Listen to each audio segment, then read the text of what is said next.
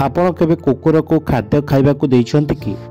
कुकुर को रुटी खुआइबा द्वारा आपणकर अनेक समस्यार समाधान हेबार रहिछि। तेबे कौन समस्यार समाधान हेबो ताहा जानि रखंतु। वीडियोटी को प्रथमरु शेष पर्यंत देखा अनुरोध। तले थिबा सब्सक्राइब बटन को मागणा रे प्रेस करि दियंतु। तेबे कुकुर को रुटी खुआइबा द्वारा शनि को प्रभाव दूर होता है। शनि रुष्ट हेले मनीषर सबु ख्याति एवं अर्जित सम्मान मध्य नष्ट हो जाई थाए। तेणु जो व्यक्ति कुकुर को रुटी खुआए तांको उपरे शनि को दुष्प्रभाव कम हो जाए। कुकुर को रुटी खुआइले भाग्य आपणक सपक्ष रहे एवं घरर नकारात्मक शक्ति दूर हो जाई थाए।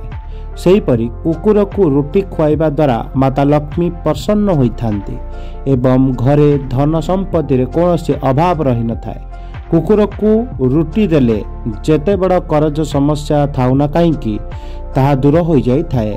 कुकुर को रुटी खुआइबा द्वारा जदि व्यवसाय करुथांती तेबे ताहा मध्य लाभजनक होइथाए।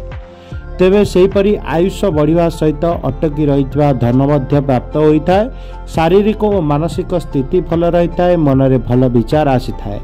सेहीपरि भगवान मध्य प्रसन्न हुअंती। जदि आपण कुकुर को रुटी खाइबा को दियंती तेबे भगवान मध्य आपणक ऊपर चिर प्रसन्न रुहंती।